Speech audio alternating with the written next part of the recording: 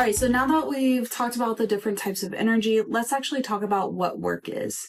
And you kind of have to clear your mind of what you imagine work to be, because, in regular life, work is just considered as putting in effort. Like if you're outside doing yard work and you're sweating, that is considered doing work.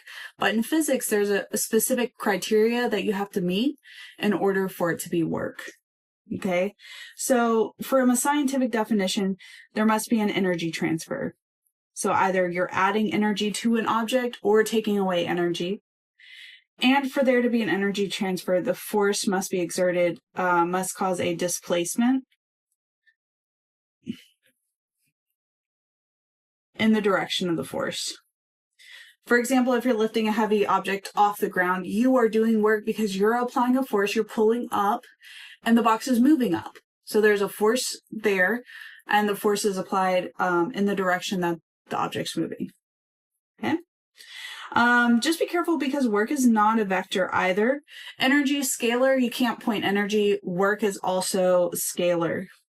But it will get confusing because work can be negative or positive, but the negative just indicates losing energy.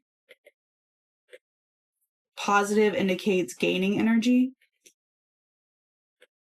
but it does not indicate direction. Okay, so just be aware of that. We also have already discussed the unit joules. The base unit for joules is a Newton times a meter, because work is done by applying a force of 1 Newton through a displacement of 1 meter, which is seen in the formula. Work is going to be equal to force times displacement, but the force does have to be parallel to that displacement. Okay, so actually, the statement I just made is the hardest part about work. Work is only work if the force is parallel to the displacement being made. So let's look at this box real quick. This box has a force applied at an angle. But only forces parallel to the displacement count as being work. So if it's displacing along the ground, we're looking at the force also going along the ground, something that's parallel to that. So if we look at this, we have sine function going in the y direction and the cosine in the x direction. You have to think about what force is actually going with the motion parallel to the motion. So the only force actually doing work is going to be the F cosine theta, and then you multiply it by the distance the object travels. F sine of theta does no work because it's parallel to the displacement. Okay, so things that are, did I just say parallel? I meant perpendicular to the displacement. So things that are perpendicular can't do work because it's not actually moving the object. And that kind of makes sense when you think about it. The F sine of theta is going in the y direction. The object's not moving in the y direction. There is no gain of energy in the y direction. But along the x direction, we do have motion. We do have displacement. It's gaining kinetic energy. And so the force cosine theta is doing work to get that object moving. So I try to outline a few set of rules. So first of all, if the displacement is 0, then no work is done. If it does not move, then work is 0, even if there's a force. So the example I like to give is if I try to push my fridge, yes, I'm applying a very large force, but I probably won't get my fridge to move. And even if I'm sweating and I'm pushing as hard as I can, if I don't get the fridge to move, technically I'm not doing work from a physics standpoint. Okay, the second thing, if the net force is 0, then the net work is 0. If F net is 0, W net equals 0. Now that doesn't mean that there's no work at all, because if you look at the individual forces, like maybe I'm pushing a box to the right, but friction is pushing equally to the left. I'm trying to do a positive work, friction is doing a negative work in equal measure, and so the net work overall is 0. So it could ask you about individual forces, but at the end of the day, if the net force is 0 and all the forces cancel, then the work done is 0. Okay, if the displacement is perpendicular to the force, then it's not doing work. So perpendicular is no work. So if F is going up, but displacement is going right, then that means that force is not helping the object move, and so it's not actually doing any work. Okay, negative work is when the applied force is working in the opposite direction. So negative work is when the force opposes motion, just like friction. Okay, so that would be an energy loss. It should be slowing the object down. All right, let's look at a graph. So don't forget the formula for work is force times displacement. I immediately see that this graph is force and distance. So X and Y are being multiplied. And if X and Y on the graph are being multiplied, that means area under the curve will get you the goal. So work should get, we should be doing the area. So how much work is done in the first 3 meters? Okay, well, let's outline the first 3 meters. So work should be the area, which if it's a square, it's length times width. Careful with the axis. It could count by 2s or 3s or whatever it wants to count by, but I'm doing 3 times 6. And so I'll get 18 joules of work. All right, how much work is done from 3 to 6 meters? I see a triangular shape, so if I want to know the work, I have to do 1/2 base times height. Don't forget the base is not 0 to 6. The base of this triangle is just from 3 to 6, which is a total of 3 units. And then the height is 6 units. And so that would be 9 joules of work. And then it asks what was the total amount altogether. Well, I just need to add up the total amount of work, which will give me 27 joules. Okay, so don't forget your graphing skills. If X and Y are being divided, that is a slope to find the variable you're looking for, and if they're being multiplied, you find the area. How much work is done when a box is pushed horizontal to the ground with a 5 Newton force for 6 meters? So what I'm going to do is actually just draw a free body diagram to show you guys all the forces. So if it's a box on the ground, we obviously have gravity and normal force, and it's being pushed horizontally with 5 Newton. But with all those forces, remember, only the one acting parallel to the displacement will count. So the gravity is acting in the y direction, but we're moving to the right. So gravity is not doing anything to help the motion, and so it's not actually doing work. Same with the normal force. The normal force is acting up, but my object's moving right. And so normal force is perpendicular to that. It's not actually helping the object move. And so it's not adding work or taking away any work. But that 5 Newton pushing force I did will help the object move. So the only force parallel is that 5 Newton force. There is no angle, so I don't need to worry about sine or cosine. And I displaced it for 6 meters, and so it looks like my total work is 30 joules. Okay, how much work is done by gravity when a 5 kilogram object falls 10 meters to the ground? So just looking at our free body diagram, this object is in free fall, so the only force is force of gravity, and it's going to fall 10 meters to the ground. So this time gravity is pulling down, the object is moving down, and that means that they are parallel and it is helping the object move, so it will be doing work. Work would be the force times the displacement. This particular force, it didn't tell me how many newtons, but we know that the force of gravity is mass times 9.8. So I just need to do m times g times d. So I'm going to do 5 times 9.8 times 10.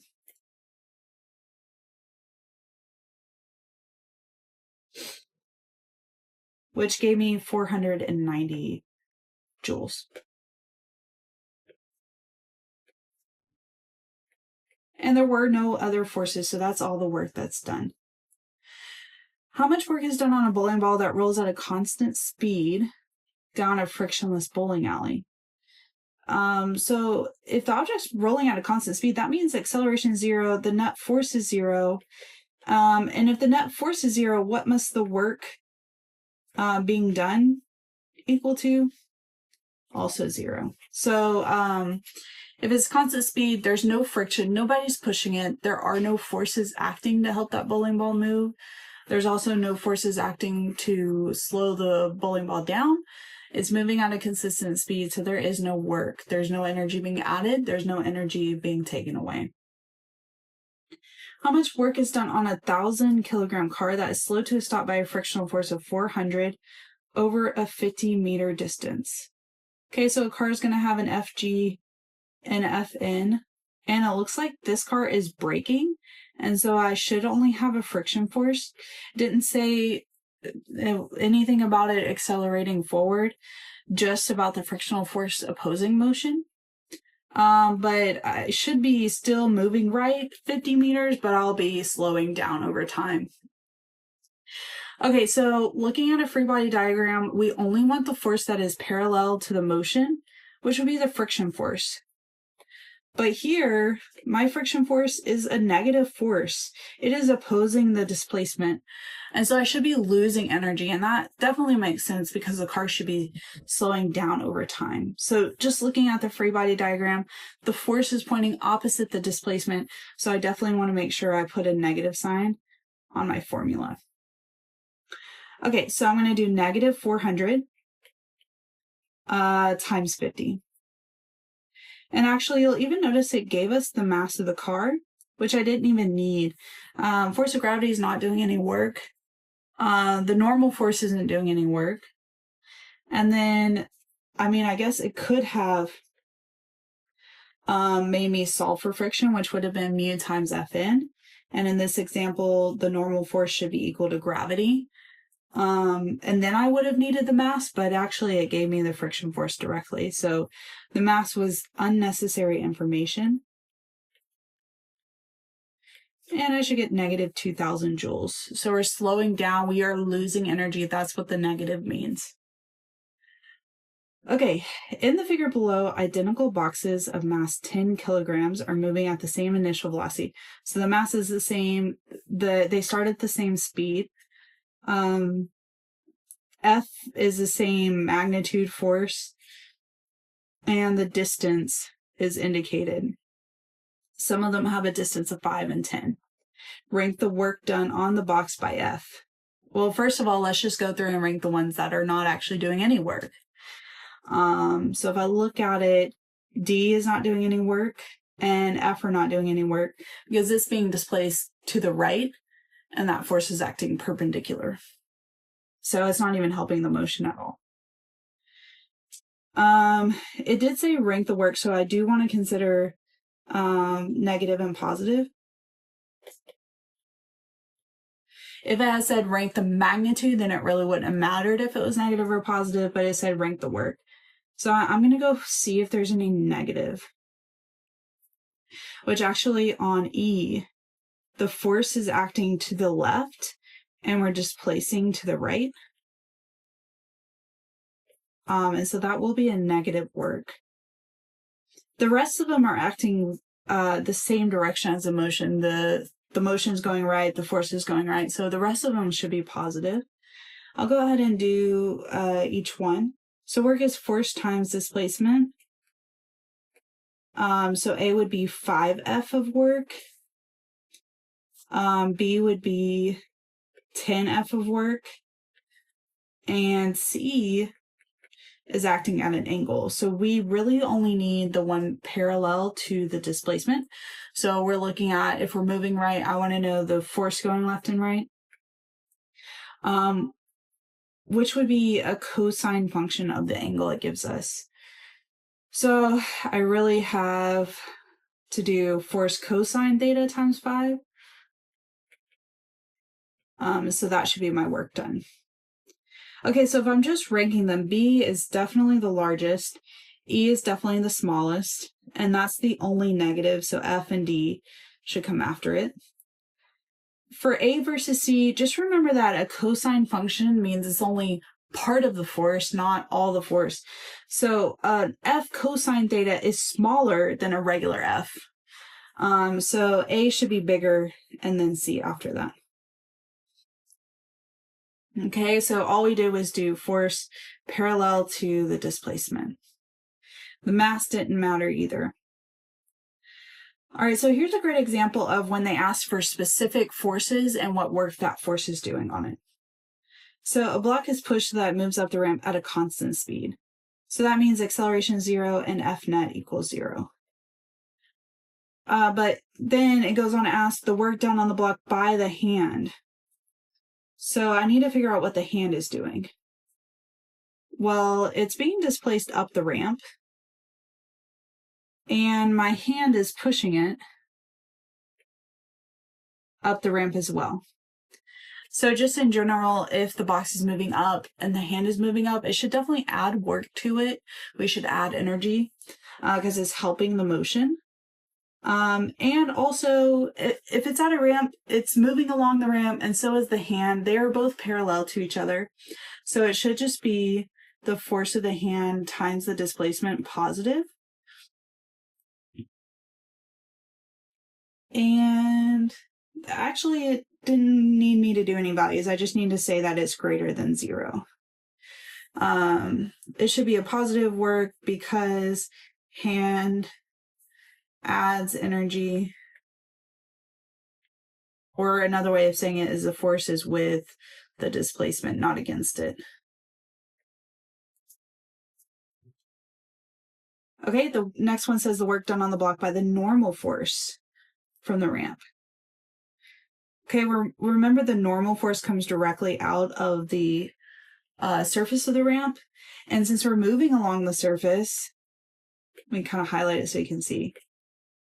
That's completely perpendicular. So the normal force does absolutely no work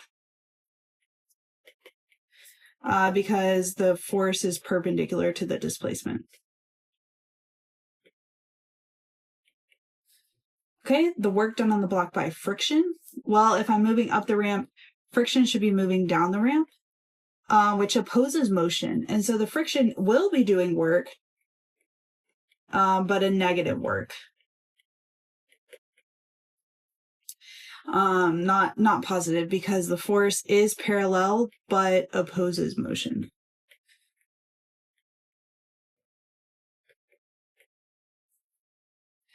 Work done on the box by gravity. Now that one's definitely the hardest one to imagine, because some of the gravity will be doing work and some of it won't. So we kind of have to map it out.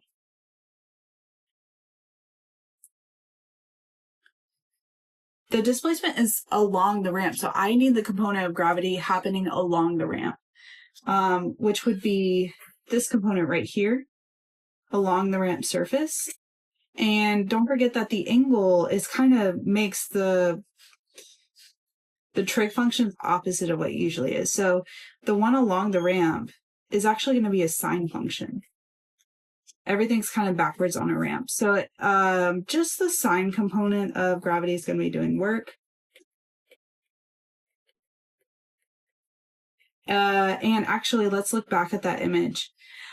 The sine component is happening down the ramp, and the ramp's trying to move up. So let's think about that. If I'm trying to move up the ramp, gravity is pushing me down. That's opposing my motion. And so actually, we're looking at doing negative work. But it's just going to be F sine theta only, because F parallel is the sine function. Okay. Now this part's the easiest part. What is the net work done by the block? Net work should be 0 because it told me at the beginning it's moving at a constant speed. A constant speed means that the total net force is 0. So even though gravity is doing work and friction is doing work and the hand is doing work, overall, all those forces end up canceling. The hand was positive, friction was negative, gravity was negative, and then when you add them up, they should get 0. Okay, this next one, I really this question always confuses me, but it says which requires less work, lifting the box straight up or pushing the block down, up a ramp at the same height. So if you think about the boy, he's going to have to apply more force because he's lifting the box up completely. He has to oppose all the gravity. But as far as distance goes, he has less distance. Then if you look at the girl, she doesn't have to apply much force because the ramp is helping her along. It's opposing some gravity. But she's going to have to go a much larger distance. But overall, the work they're going to do should be equal. The boy has to apply more force, but he gets to go less distance. Girl has to apply less force, but she has to go more distance. The thing that helped me realize this is that work is a change in energy, and they both end at the exact same point. They both end with the exact same potential. So they both started at the ground, which is a potential of 0, and they both ended at the same height. So they did have the same change in potential energy. Same change in energy. And that actually is what really helped me think about it. Okay. Calculate the work done on a 1,500 kilogram elevator car by its cable to lift it 40 meters at a constant speed, assuming friction averages 100. Okay, so part A, let's just focus on part A. It wants the work done by the cable. I did get at constant speed, which means that A is 0, F net equals 0, which means work net should be 0, but it asked for the cable specifically. So let me go ahead and do a free body diagram. So we have force of gravity. It's being lifted by a cable, so we have tension. It's trying to lift it up 40 meters. So if we're trying to lift the elevator up, there was also a friction. And if we're going up, friction must be acting down. Okay, so the work done by the cable, we need the tension times the displacement, and it should be positive because the tension is pulling up, the motion is up, so that's a positive work. And tension is already parallel, so we don't need a sine or cosine. The issue here is I don't know what tension is, so off to the side, I'm going to have to use the fact that I know my net force is equal 0. And looking at the free body diagram, we have tension acting up, friction force acting down, gravity acting down. I'm going to solve for tension. So if I move both to the other side, they become positive. I was given friction directly. Friction is 100. My mass is 1,500 times 9.8. And let's solve for that tension.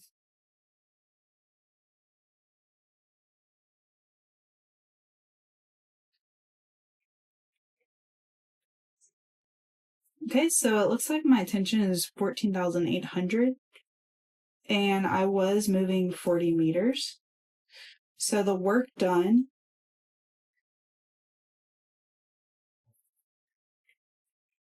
is going to be 592,000 joules by the cable. B says, what is the work done on a lift by gravity? Okay, well, work done by gravity, gravity is opposing motion. We're trying to go up, gravity is pointing down, so this will be negative. Force of gravity times the displacement, which is 1,500 times 9.8 times 40.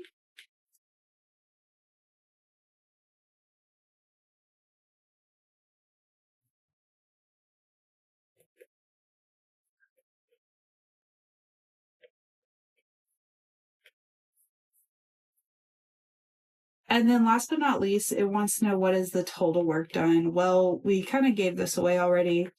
The total work done is going to be 0 because it already told me it was moving at a constant speed. So my F net is 0, my work is 0. Okay, how much work is done by the boy pulling his sister 30 meters in a wagon as shown in figure 3? Assume no friction acts on the wagon. So the work done by the boy, well, he's pulling at an angle. So we just want to figure out the force parallel to its displacement, which would be this force acting along the ground. So if I look at my trig functions, this 30-degree angle is adjacent to that side, which means we should be doing cosine of theta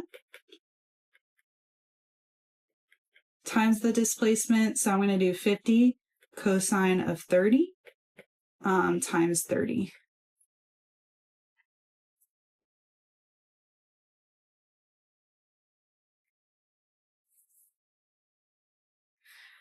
Which gave me a work of 1299. All right, last but not least, calculate the work done by an 85-kilogram man who pushes a crate 4 meters up along the ramp that makes an angle of 20 degrees with the horizontal. He exerts a force of 500 newtons on the crate parallel to the ramp and moves at a constant speed. Be certain to include the work he does on the crate and on his body. Okay, so let's figure out the work he does on the crate. So the crate's moving up the ramp, and the force is actually already parallel. So we really actually don't even need the angle of the ramp. It's not relevant. The force is already parallel to the displacement. So we just need to do 500 times 4. All right, so now let's think about the work done by the man on his body. This one is tricky to me to think about, but the first thing you need to think about is what force does he need to oppose to move up the ramp? And he has to oppose gravity. So he's working against the gravity of his own body. He needs to cancel that out. And gravity acts in the y direction. So really we need to think about his displacement in the y direction. How much is he changing height-wise? Okay, so if we want to know that, we need to use the angle of the ramp, which was 20 degrees, and the distance that he moves along the ramp is 4 meters, and figure out the delta y.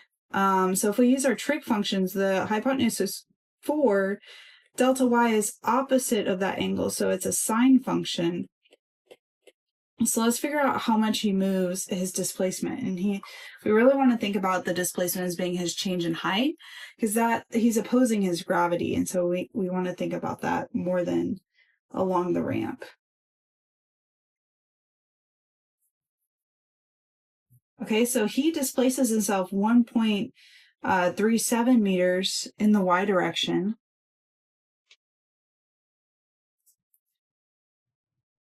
So the force of gravity is his mass times 9.8 times the displacement, which he changed in the y direction. So I'll do 85 times 9.8, and then my change in y I calculated would be 1.37.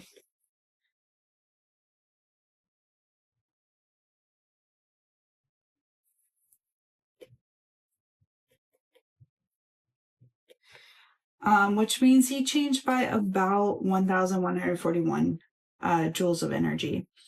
Really, the crate is more important than the work done by the man on his own body. That one was more complex, whereas the crate was more straightforward. Okay, next time we'll tie the two things we just talked about together. We just talked about the types of energy you can have, and also how do you do work, which work is a force applied over a distance, and it has to be parallel to that distance. Whether it be it's working with the motion or against the motion, it has to be parallel. All the forces that are perpendicular actually don't do work. Next time we'll talk about how to apply work and calculate that change in energy. Does it gain energy or lose?